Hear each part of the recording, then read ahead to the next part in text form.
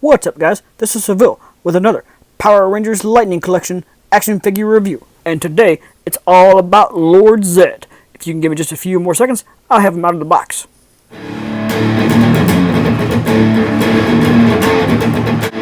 If you enjoy this video, please give it a thumbs up and comment below. And if you want to see more from me, please subscribe and hit that notification bell. Now that he's out of the package, I'm going to give him another full rotation on the spinner. That way you can see him all the way around. In case you're unaware, Lord Zedd has proven to be the hardest to find in the series because he's only packed one per case, which, in my opinion, was a very poor decision on Hasbro's part. To aid in your hunt, here's a shot of the barcode on the bottom, plus I will have an Amazon link in the description below. However, while the Rangers are available on Amazon via Prime, Lord Zedd is only available via third parties, and unfortunately hitting scalper prices no better than what's currently on eBay. Mostly due to Hasbro's poor decision making when it came to distribution. With all that said though, let's get back to the review. So I'm a little late to the party on this one because so many people managed to get their Lord Zedd early, either by finding it in stores before the release date or Amazon shipping out pre-orders ahead of schedule. So, by now, you may already be aware of just how good this Lord Zedd is. But if not, be sure to stick around to find out all the details. For now, let's drop the accessories and focus just on the figure itself. The sculpting detail on him is wonderful, amazing, magnificent, any of those words you can come up with. The way they detail out the muscle structure is nearly perfect, showcasing every little line, every little fold and crease, every bit of the muscle development possible. With just the sculpt alone, before you ever get into any articulation, it's already superior to any Lord Zedd figure before it. And I honestly don't think it'll ever be beaten within the $20 price range. Here I'm going to zoom into the mask a little bit so you can see it closer. You can ignore the white glares in the visor because that's just coming from my lighting. The whole thing itself is that more pink color. The attention to detail in the mask is fairly outstanding all on its own, with all the appropriate details sculpted in as they should be, including the brain coming out of the top. Unfortunately though, that pink hue in the visor is one of the sources of complaints. I get that they were probably going for it looking lit up, but even then, it wasn't quite pink. It was more just a really bright red, but in his natural state, it was a very dark red, almost darker than his, I was about to say skin tone, but I guess you'd say muscle tone. Moving down the body, most of the metallic parts are just part of the sculpt, but painted accordingly, with the exception of the ribcage set here on the front. It's a softer plastic that's separate from the body, and it's a little bit flimsy. Also, it's attached to the hoses, or maybe molded to the hoses, and it's what holds them in place. The hoses themselves are very soft and flimsy, that way they don't hinder the articulation too much when you move them. Back to the metallic parts though, they are painted very well. There's not a lot of paint spill or paint missing. There's a little bit when you get under the arms, but that's okay. Or at least to me, it's totally understandable when you're getting that close to the other joints and the other pieces. However, one factor of disappointment does come in Lord Zedd's hands. On the end of his fingers, he also had metal claws or nails, however you'd want to think of it, that were silver just like the rest of them. But on the figure, they totally just left them red. They're sculpted, but they're still red. The same thing applies to the knuckles. Again, sculpted, but not painted.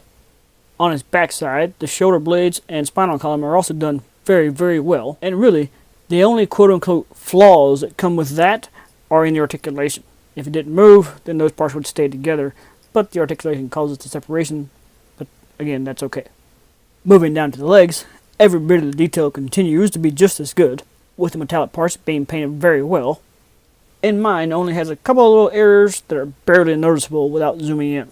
One thing I do want to point out around his knees, though, is that the plates on the side are held in by little pegs in them, which I would assume is simply a precautionary measure so that nothing breaks when you're moving them around. Because there's not really a lot of slack in those particular tubes, which I guess if they'd made them a little bit longer and given them more slack, they could have glued them in position and it would have never been a problem.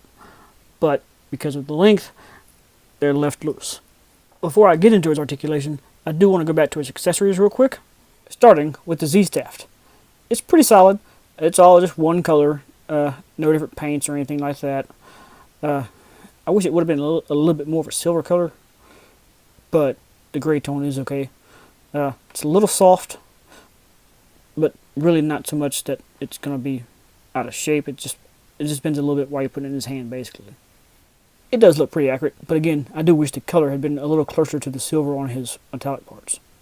Next, there's this lightning piece, which is fairly soft and malleable. It can be wrapped around the lightning staff basically however you want it to. The Z shape of the staff does hold the lightning pretty easily. Once you've got it on there, it's really not going to move around until you're ready to. Next, we have the little bomb, and it actually is the silver color that I wish the staff was.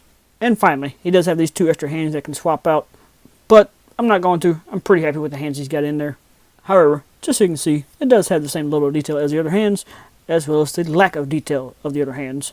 Or, more specifically, the lack of paint, such as not painting the fingers like I mentioned earlier.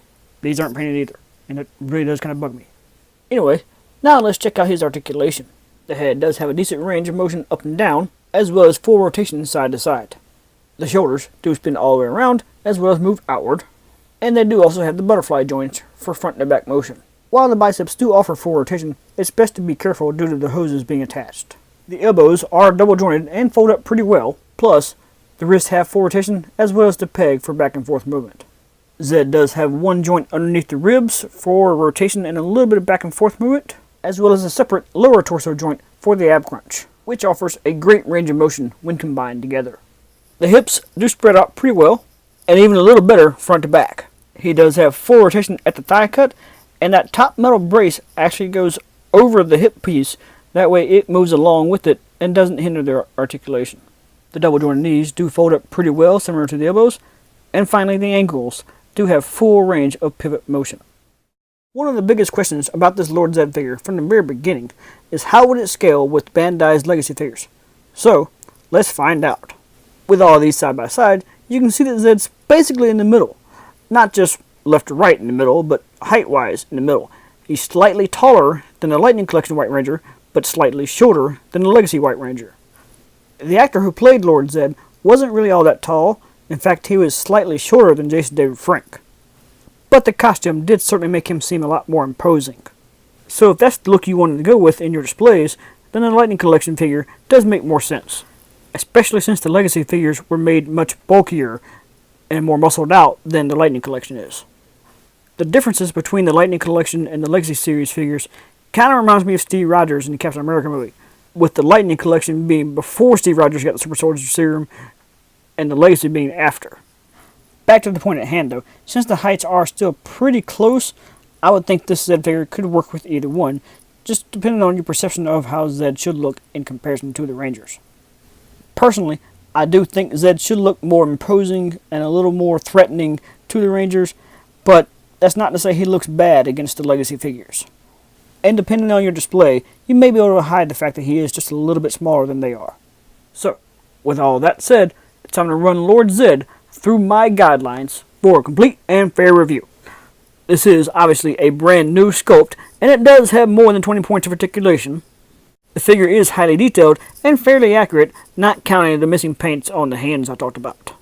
While the scale is meant for the Lightning Collection, it is still close enough to fit in with the Legacy series. Zedd does balance really well and comes with the right accessories.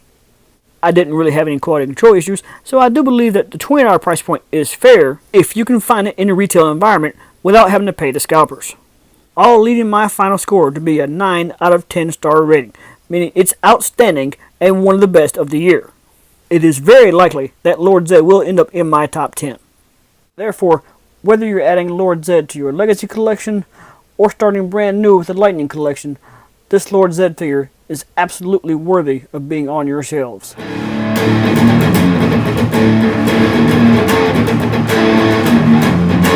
Thank you guys for watching, and if you like this video, get over here! And subscribe to Civilian Collectibles.